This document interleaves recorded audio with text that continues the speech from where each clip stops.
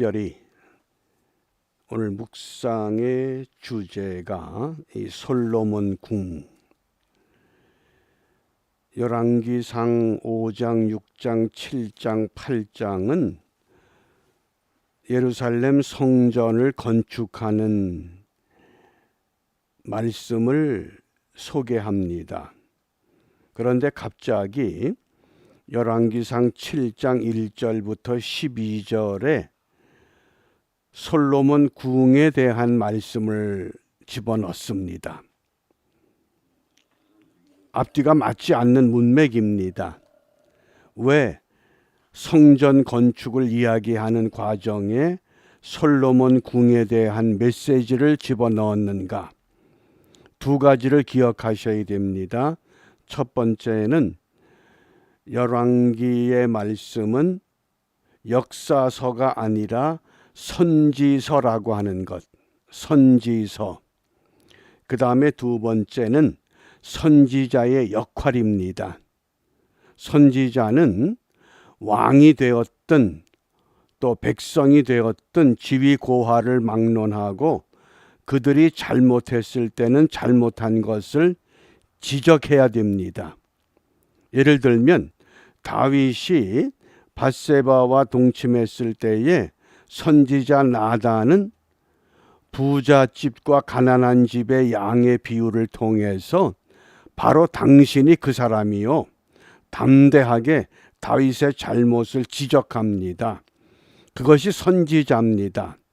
그런데 우리가 그동안에 이 솔로몬의 지혜와 솔로몬 성전과 솔로몬 왕궁에 대해서 선지자적인 시각으로 읽질 않고 역사적인 시각으로 많이 설명을 했고 또 들어왔습니다. 그러니까 역사적인 사실로 놓고 보면 이게 굉장한 사건입니다. 그런 지혜가 어디 있습니까? 그런데 본문에서 말씀하고자 하는 것은 역사의 기록이 아니라 선지자적인 입장. 바꿔 말하면 우리가 오늘 이 시대를 살아갈 때도 역사 속에 살지만은 우리는 어떤 시각을 가져야 되느냐?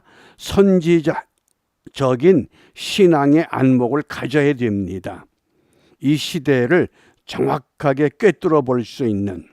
그래서 오늘 묵상의 주제가 있는 1절 말씀입니다. 함께 읽습니다. 솔로몬이 자기 궁을 13년 동안 건축하여 그 전부를 준공하니라. 아멘. 대부분의 사람들이 이 솔로몬의 업적에 대해서 이야기하면서 어떤 흠을 잡느냐. 솔로몬은 자기 궁궐을 13년 동안 건축을 했다. 그리고 성전은 몇 년 동안 건축을 합니까? 7년 동안 했습니다. 열왕기상 마지막 6장 38절에 제11년 불월 곧 8월에 그 설계와 식양대로 전이 다 피력되었으니 솔로몬이 이 전을 건축한 동안이 7년이었더라. 그래서 공사 기간을 놓고 어떻게 왕궁은 13년 동안 짓고 성전은 7년 동안 짓느냐? 성전에 더 치중해야 되는 것 아니냐? 근데 이것은 별로 바람직한 관점이 아닙니다. 왜냐하면 건물의 구조가 다릅니다. 솔로몬 왕궁의 규모와 성전의 규모를 비교해 보면 왕궁의 규모는 장이 100규빗, 광이 50규빗, 고가 30규빗.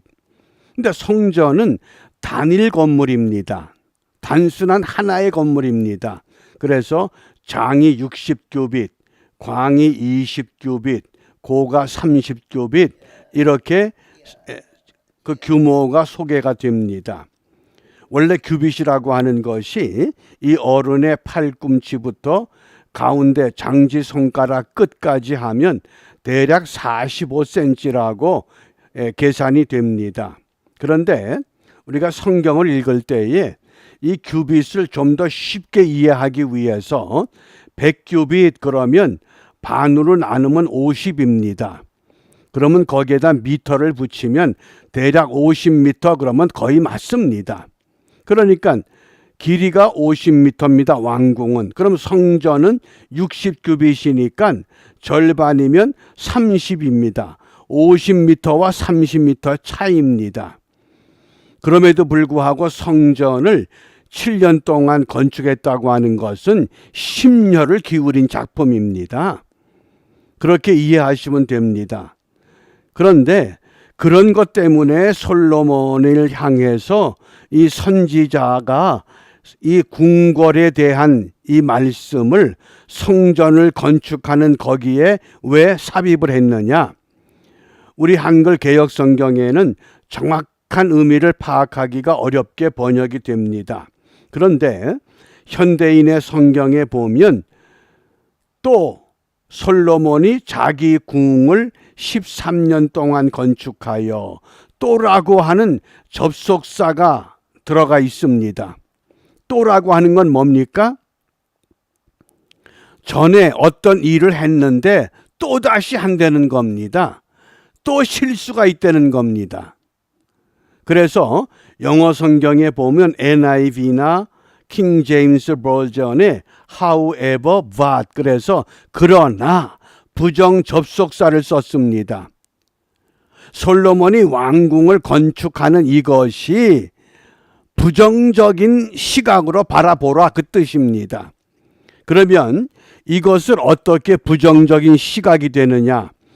그러기 위해서는 열왕기상 7장의 구조, 이 구조를 먼저 이해해야 됩니다.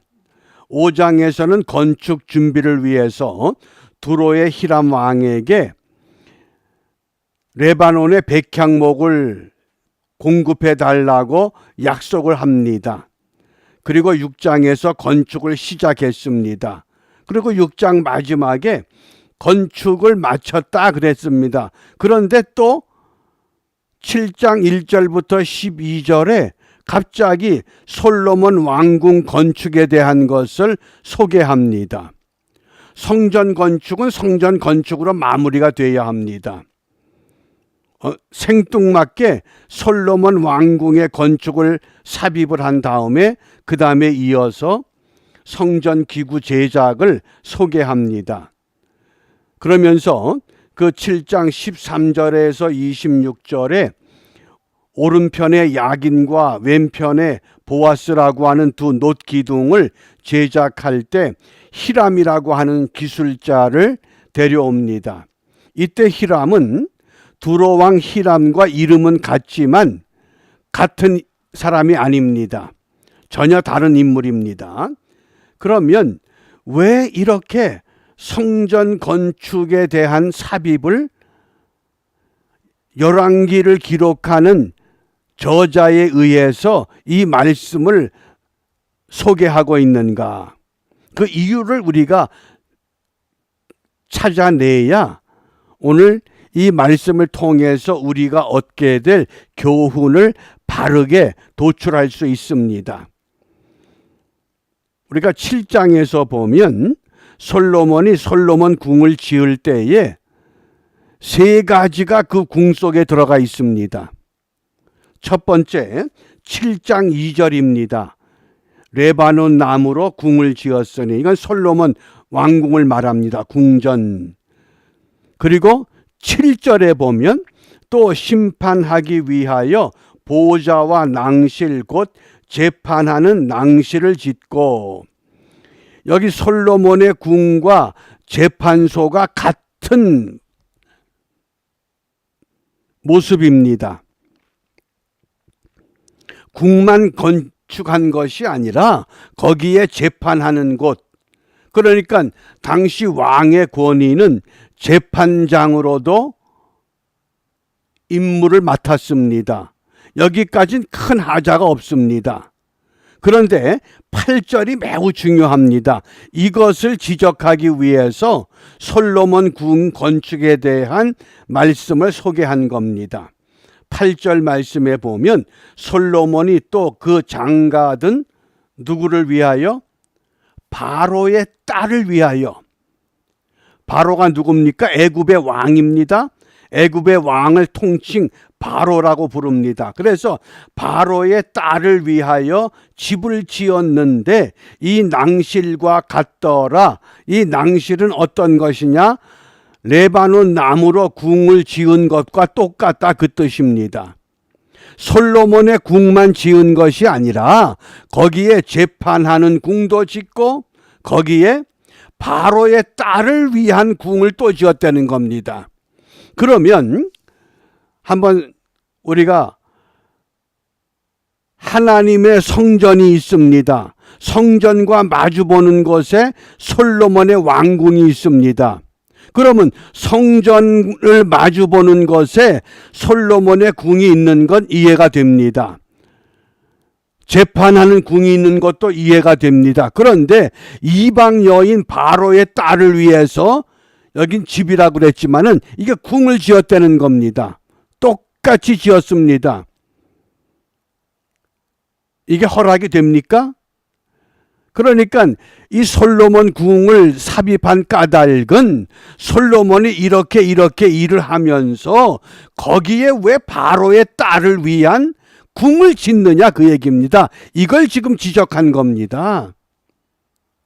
단지 그냥 솔로몬이 성전을 짓고 솔로몬 궁을 지었다 이렇게만 보면 아무 문제, 이건 역대기가 역사서에서 하는 이야기입니다. 선지서에 해당하는 열왕기서에서는 분명히 무엇이 잘못되었느냐, 그러면 이 잘못된 원인을 어디에서 우리가 좀 더 명확하게 찾을 수 있느냐, 그것이 11장 1절입니다. 솔로몬 왕이 바로의 딸 외에 이방의 많은 여인을 사랑하였으니 곧 모압과 암몬과 에돔과 시돈과 헷 여인이라. 온갖 이방 여인들을 다 끌어들였습니다. 어디에다가? 솔로몬 궁에. 그러니까 후궁이 700이요 첩이 300이요 그렇게 나온 겁니다. 그러면 거룩한 성전 옆에다가 성전과 통하게 되는 마주보는 것에 이방 여인들을 그렇게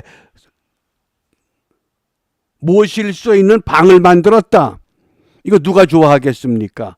이걸 지금 지적하는 겁니다. 솔로몬이 지혜로운 왕이기 때문에 성전을 7년 동안 짓고 솔로몬 궁을 13년 동안 지었다, 그 얘기가 아닙니다. 다 좋은데 왜 그곳에 솔로몬 궁에 왜 이런 궁을 만드느냐? 이방 여인들을 위한. 그래서 솔로몬이 그 마음을 전부 빼앗겨 버린 겁니다. 그 결과 어떻게 됩니까? 12장부터는 분열이 시작되는 겁니다. 이걸 지금 지적하는 겁니다. 그러므로 7장 51절에 보면 솔로몬 왕이 여호와의 전을 위하여 만드는 모든 것을 마친지라. 이에 솔로몬이 그 붙인 다윗에 드린 물건 곧 은과 금과 기구들을 가져다가 여호와의 전 곳간에 두었더라. 성전도 마치고 궁도 마쳤는데 아직도 은과 금 이것들이 여호와의 곳간에 가득가득 채워집니다. 그런데 이게 어떻게 됩니까? 이게 정말 하나님 보시기에 기쁜 사역이라 그러면 하나님께서 이것을 보관할 수 있도록 그대로 후손들에게 물려줄 것입니다. 그런데 이것이 어떻게 됩니까? 역대하 36장 18절 19절입니다.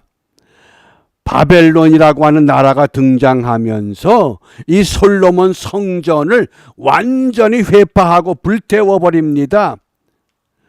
그리고 성전에 있던 온갖 금과 은으로 만든 이 그릇들, 기구들을 전부 다 바벨론으로 옮겨버립니다. 무슨 이야기입니까? 하나님이 기뻐하지 않는 것을 행하면 반드시 하나님은 그것을 쓸어버리겠다는 겁니다. 그런 의미에서 역대하 36장 18절 19절 우리 함께 읽습니다. 또 하나님의 전에 대소 기명들과, 여기 기명은 그릇을 말합니다. 여호와의 전에 보물과 왕과 방백들의 보물을 다 바벨론으로 가져가고, 또 하나님의 전을 불사르며 예루살렘 성을 헐며 그 모든 궁실을 불사르며 그 모든 귀한 기명을 회파하고,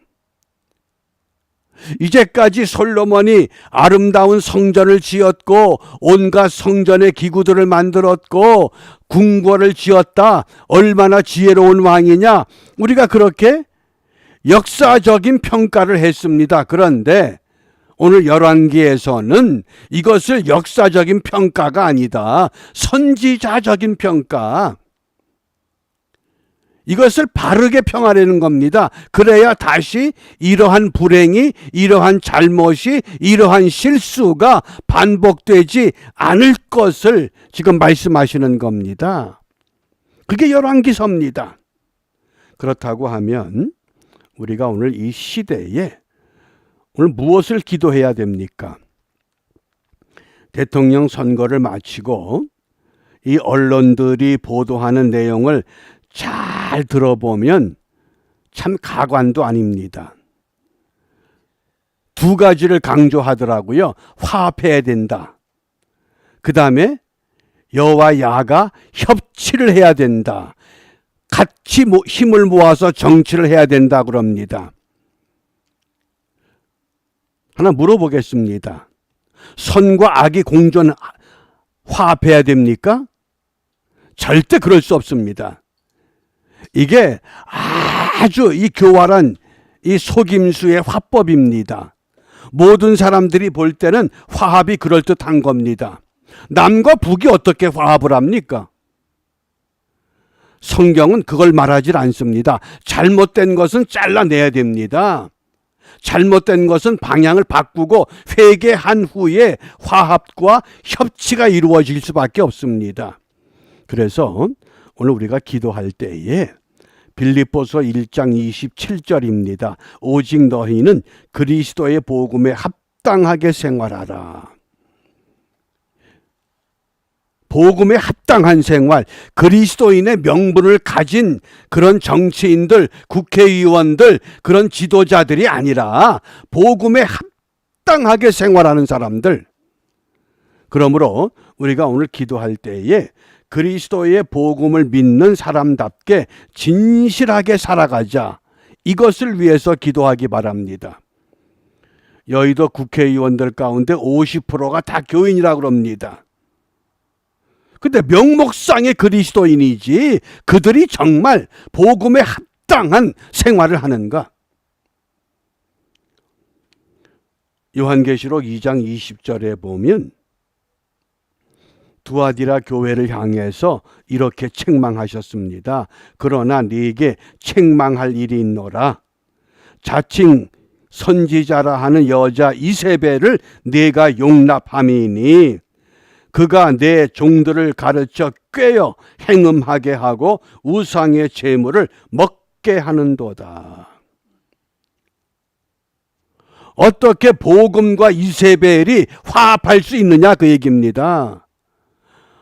어떻게 좌파의 사상을 가진 사람들이 우파와 더불어서 협치를 하고 화합을 해야 되느냐? 우리가 그런 술수에 휘말리면 새로운 지도자 세운 것도 또 무익해집니다. 더 교활한 방법으로 흔들어댈 겁니다. 그러므로 먼저 복음을 받아들인 정말 하나님의 백성들이 우리의 삶의 터전은 뭡니까? 그게 삶의 선교 현장입니다. 오늘 내가 내 삶의 선교 현장에 나가서 복음의 사람답게 진실하게 우리의 삶을 꾸려나간다고 하면 반드시 세상은 변화됩니다. 왜냐하면 한 컵의 물에 소금 한 덩어리 집어넣으면 그게 무슨 물이 됩니까? 그게 소금물입니다. 아무리 소금이 적어도 소금물입니다. 그러므로 우리의 본분을 바르게 행하기 위해서 결단하고 오늘 내가 삶의 터전에, 삶의 현장에, 삶의 자리가 어디냐? 하나님이 나를 위한 삶의 선교 현장으로 나를 보내신다고 하는 결단과 각오를 갖고 복음에 합당한 진실한 믿음의 삶을 함께 경주하고 그 일에 소망을 갖는 복된 하루가 이루어지시기를 주님의 이름으로 축복합니다. 기도하겠습니다. 양을 이리 가운데 보내면서도 너희들이 지혜로우라고 말씀하셨습니다. 하늘의 지혜를 저희들에게 내려주셔서 오늘 우리 모두가 삶의 선교 현장으로 나아갈 때에 우리는 연약합니다. 우리는 부족합니다.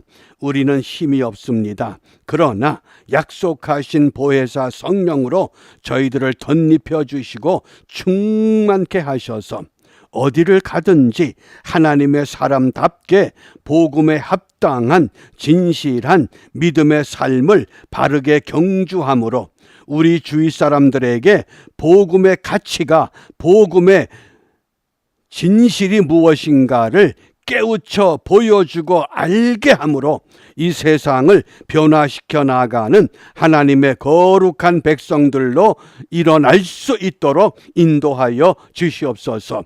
이러한 은혜가 우리에게 임하기를 주님께서 가르쳐 주신 기도로 함께 기도합니다. 하늘에 계신 우리 아버지, 아버지의 이름을 거룩하게 하시며 아버지의 나라가 오게 하시며 아버지의 뜻이 하늘에서와 같이 땅에서도 이루어지게 하소서.